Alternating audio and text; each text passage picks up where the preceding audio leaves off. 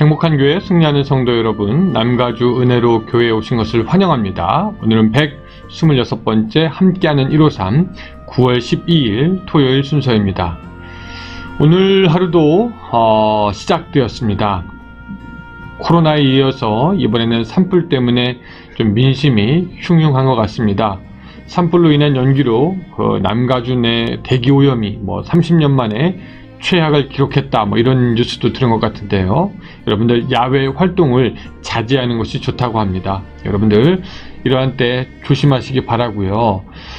이렇게 요사이에 우울한 소식들만 들려서 여러분들의 마음이 좀 불안하기도 하겠다라는 그런 생각이 듭니다. 이런 때 시편 27편의 말씀이 생각납니다. 군대가 나를 대적하여 진칠지라도 내 마음이 두렵지 아니하며 전쟁이 일어나 나를 치료할지라도 내가 오히려 안연하리로다. 하나님으로 인해서, 하나님 때문에, 하나님이 계시니 이런 상황 가운데서도 오히려 평안을 누리는 여러분들의 삶이 되시기를 주님의 이름으로 축복합니다. 찬양하겠습니다. 예, 오늘 말씀은 히브리서 9장인데요. 이걸 원래 좀 다 읽어야 되는데 다 읽지 못하니까 제가 말씀을 나누면서 필요한 부분만 그렇게 골라서 같이 읽어 나가도록 하겠습니다. 히브리서 9장입니다. 일단 성경을 다 펴주시기 바라고요. 꽤 오래전의 일이긴 한데 비행기를 타고 가는데 이 군복을 입고 있다고 해서 무료로 좌석을 업그레이드 받은 적이 있습니다. 이코노미석에 앉아있는 저를 승무원이 보더니 잠시만 기다리면 좌석을 업그레이드 해주겠다고 했습니다. 별 기대가 없었는데 이렇게 좌석을 업그레이드 줘서 앞쪽으로 가니까 좋더라고요. 좌석이 넓기도 하고 나오는 음식도 좀 틀리고 음료도 틀리고 기분이 좋았습니다. 그래서 나중에는 비행기 탄 경험을 이야기할 때가 있으면 꼭 그 얘기를 했습니다. 업그레이드된 좌석이 얼마나 좋았는지 자랑하고 다녔던 것이 기억이 납니다. 오늘 히브리서의 기자는 사실 업그레이드된 이야기를 굉장히 어떻게 보면 기뻐하는 마음으로 또 어떻게 보면 즐거운 마음으로 얘기하고 있습니다. 무엇이 업그레이드 됐냐? 예수 그리스도로 말미암아 죄사함의 은혜가 업그레이드 됐다라는 얘기를 하고 있습니다. 그러면은 예수 그리스도로 말미암아 죄사함의 은혜가 업그레이드 됐다면 무엇이 업그레이드 됐는가? 첫 번째, 예수 그리스도의 죄사함의 업그레이드는 뭐냐면요, 성소에 들어가는 길이 생기게 되었다라는 것입니다. 이제 6절부터 8절까지 좀 읽어보면요, 자, 제가 읽을 테니까 여러분들도 따라 읽으시기 바랍니다. 이 모든 것을 이같이 예비하였으니 제사장들이 항상 첫 장막에 들어가 섬기는 예식을 행하고 오직 둘째 장막은 대제사장이 홀로 1년에 한 번 들어가되 자기와 백성의 허물을 위하여 드리는 피 없이는 아니하나니 성령이 이로써 보이신 것은 첫 장막이 서 있을 동안에는 성소에 들어가는 길이 아직 나타나지 아니한 것이라 라고 얘기하고 있습니다. 여기서 첫 장막과 둘째 장막에 대해서 이야기를 합니다. 이것에 대해서 설명을 좀 드리면은요, 여기서 첫 장막과 둘째 장막은 성소와 지성소를 말하는 것입니다. 보통 제사장은 성소에 들어가서 이 제사장이 예배와 제사와 관련한 일을 하는데, 이 둘째 장막은 조금 틀려요. 이 7절에도 나왔듯이 대제사장 홀로 1년에 한 번 들어가게 됩니다. 그리고 거기서 자기와 이스라엘 백성의 죄를 위해서 속죄 제사를 드리게 됩니다. 여기서 첫째 장막과 둘째 장막 사이는 휘장이라는 것으로 나누어져 있고, 둘째 장막을 우리는 지성소라고 보통 부릅니다. 이것이 3절에서 말씀한 바와 같아요. 3절, 또 둘째 휘장 뒤에 있는 장막을 지성소라 일컫나니. 그런데 예수 그리스도로 말미암아 업그레이드 되기 전에는 8절처럼 성소에 들어가는 길이 아직 나타나지 아니하였다라는 것입니다. 지성소에 들어갈 수 없었다라는 것이죠.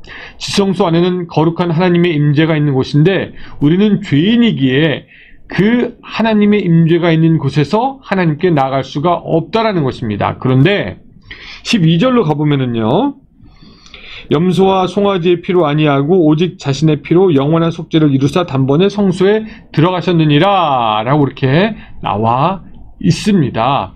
예수 그리스도께서 우리를 위해 속죄를 이루셨기 때문에 거기에 들어가셨고, 우리도 그 들어가신 예수님에 따라서 우리는 하나님의 임재 앞으로 들어갈 수 있게 되었습니다. 이것이 나중에 조금 더 자세히 나오는데 그때 더 살펴보겠습니다. 어쨌든 우리가 그 예수님의 속죄 은혜, 업그레이드된 속죄 은혜 때문에 하나님을 아버지라고 부르면서 그 앞에 나가 경배할 수 있게 되었는데, 여러분, 이것이 얼마나 놀라운 은혜입니까? 왜냐하면 우리가 드디어 하나님과 관계를 맺을 수가 있게 되었습니다.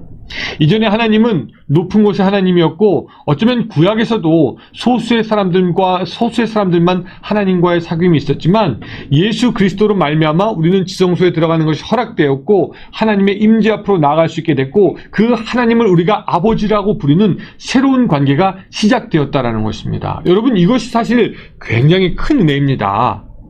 전에 우리는 하나님과 아무런 관계가 없었고, 우리는 그저 죽을 수밖에 없는 죄인이었는데, 이제 하나님이 우리의 아버지가 되었습니다. 어떻게 이것이 가능하냐? 오늘 히브리서는 예수 그리스도의 속죄의 은혜가 업그레이드 됐기 때문에 그렇다라고 그렇습니다. 이전까지의 속죄는 동물을 통한 속죄였기 때문에 제한적이고 한정적이고 우리는 할 수 없었지만, 예수 그리스도의 속죄로 인해서 속죄함의 은혜가 업그레이드 돼서 그 혜택을 우리도 받을 수 있게 되었고, 그 혜택이란 뭐냐? 하나님께 직접적으로 나아갈 수 있는 길이 열렸다라는 것입니다.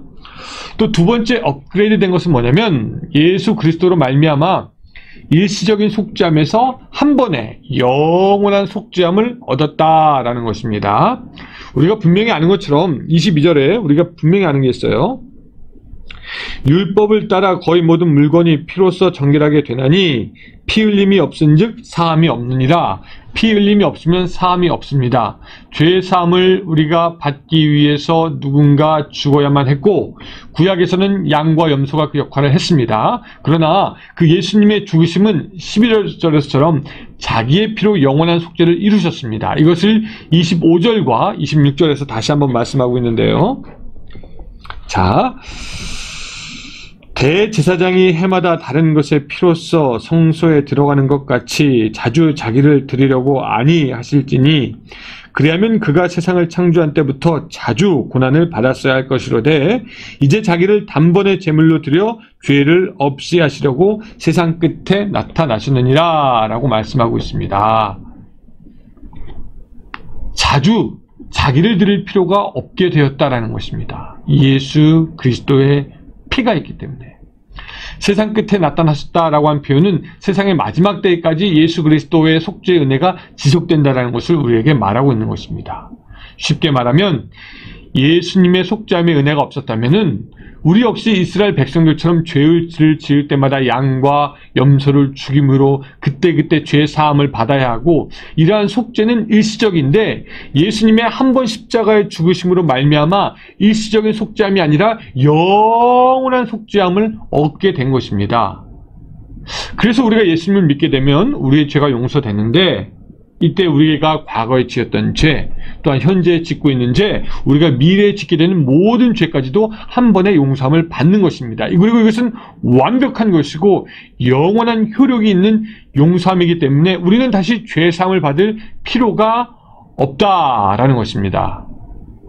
여기서 주의해야 될 것, 그렇다고 해서 우리가 회개할 필요가 없는 것은 아닙니다. 우리는 죄를 지으면 그때그때 여전히 회개하고 다시 죄를 짓지 않도록 성령님께 의지해야 합니다. 하지만 우리는 우리의 모든 죄에 대한 속죄의 약속이 예수 그리스도의 십자가의 보혈의 피로 있기에 여전히 하나님의 자녀로서 구원받은 백성이 되는 것이고, 여전히 죄인이지만 의롭다 칭함을 받게 되는 것이고, 그러므로 말미암아 우리는 하늘나라를 약속받게 되는 것입니다. 예수 그리스도의 속죄함의 은혜는 영원한 속죄함으로 업그레이드가 된 속죄함입니다. 그냥 짐승들 죽었을 때 그때 용서함 받는 죄사함이 아니다라는 것이죠. 우리가 가끔씩 듣는 구호, 예수천당 불신지옥, 이게 틀린 말은 아니지만 이것만 붙잡고 있으면 그저 예수님이 천국 가는 티켓인가 생각되게 되고, 예수님으로 인해 받는 그 구원이 얼마나 값지고 놀라운 것인지 우리는 놓치게 됩니다. 그리고 실제로 많은 사람들이 그저 막연하게 예수 믿으면 구원받는다라고 생각하지 구원을 위해서 예수님께서 속죄를 어떻게 하셨는지 전혀 모르게 됩니다. 그러니까 뭐 꼭 자전거는 갖고 있지만 어떻게 탈지 모르는 것과 비슷하고 컴퓨터는 있지만 어떻게 사용하는 것인지 모르는 것과 비슷합니다. 사랑하는 여러분, 예수 그리스도의 속죄함의 은혜가 여러분들에게 있는데 그것이 어떻게 구약보다 업그레이드 된 것인지, 이것이 나에게 어떤 상관이 있는 것인지 그 사실을 알고 누리는 여러분들이 되시기를 바랍니다. 우리가 예수 그리스도로 말미암아 성소에 들어갈 수 있게 되었고 바로 하나님께 기도할 수 있게 되었다는 것은 예전에 대제사장들이 갖고 있던 특권이었습니다. 대제사장도 1년에 한 번. 그러나 여러분들에게는 이것이 은혜로 주어졌습니다. 그렇다면 그 은혜를 누려야 합니다. 어떻게 누리시겠습니까? 우리는 가끔 무엇을 팔려고 하는 사람 그 전화를 받습니다. 아니면 선전하는 전화를 받습니다. 그러면 일단 별로 관심도 없고 이 핑계를 대서 얼른 전화를 그냥 끊으려고 하고 또 그런 전화 다시 받고 싶어 하지도 않습니다. 그냥 오케이 하고 전화 끊거나 아니면 또 이 사람이 전화로 나한테 무슨 사기치는 것은 아닌가 의심하면서 전화를 받습니다. 그런데 멀리 여행 가서 가족들에게 전화하거나 사랑하는 친구에게 전화하거나 아니면 연인에게 전화하게 할 때는 모든 것이 틀려지죠. 1시간도 더 얘기하고 그래도 아쉽고 만나고 싶고 속에 깊은 사정도 나누고 재미있게 전화하면서 시간을 보냅니다. 여러분들은 하나님과 기도할 때 어떤 식으로 전화를 합니까? 받기 싫은 광고 전화를 받는 마음으로 그냥 합니까? 하나님, 그리고 될 수 있으면 그냥 기도의 시간을 빨리 끊고 싶습니까? 될 수 있으면 빨리 기도의 시간을 마무리하고 싶으십니까? 아니면 할 말이 없으십니까? 아니면 하나님과 기도할 때 연인에게 혹은 할머니, 할아버지가 손주할 때 전화하는 것처럼 그랬어? 됐어? 사랑하는 마음으로 깊이 있는 모든 것을 나누는 그런 전화 같은 기도를 합니까? 예수님의 속죄함의 은혜를 깊이 아는 사람은 하나님과의 기도가 사랑하는 연인의 전화처럼 깊은 사귐과 나눔이 있습니다. 그러나 이 죄사함의 은혜를 그냥 피상적으로 알고 그냥 예수 믿으면 구원받는다 거기까지만 아는 사람들은 죄사함의 그 의미가 어떤 것인지 모르기에 하나님과의 깊은 사귐으로 나아가지 못합니다. 여러분 이미 예수 그리스도의 속죄의 은혜를 받았습니다. 그렇다면 그것을 이제 더욱더 깊이 이해하고 알아서 하나님께로 나아가되 더욱 깊은 수준까지 나아갔으면 좋겠습니다. 하나님 그냥 오케이 그냥 끊는 것이 아니라 하나님께 깊은 것까지 다 아뢰고 하나님께 아뢰므로 말미암아 그 하나님의 손에 치유하심을 받고 그 치유하심으로 우리 인생이 바뀌는 그런 업그레이드된 속죄함의 은혜를 충분히 누리는 여러분들의 삶이 되시기를 주님의 이름으로 축원합니다. 기도하겠습니다. 하나님, 업그레이드된 예수 그리스도의 속죄함의 은혜를 우리가 누릴 수 있도록 주여 도와주시옵소서. 우리는 이제 더 이상 구약에서처럼 그저 짐승을 죽여서 속죄함 있게 하는 그런 단계의 은혜가 아니라 예수 그리스도로 말미암아 영원한 구원과 속죄함을 얻었음을 감사하고 또한 이를 통해서 하나님의 성소 앞에 직접 가서 하나님께 아뢰 수 있는 특권, 하나님과 사귈 수 있는 특권을 가졌음을 우리가 고백하는데 하나님 이것을 우리가 우리들의 삶에서 충분히 누릴 수 있도록 도와주시고 그 하나님 예수 그리스도의 속죄함의 은혜가 우리를 하나님 앞에 더욱더 가기 위해서 우리들의 삶이 변하는 놀라운 역사가 있게 하여 주시옵소서. 예수님의 이름으로 기도드리옵나이다. 아멘. 또 기도의 시간이 되었습니다. 오늘 토요일 같이 기도하면서 주일을 준비하고 오늘 하루도 기쁜 하루, 승리하는 하루가 되시기를 바랍니다. 감사합니다.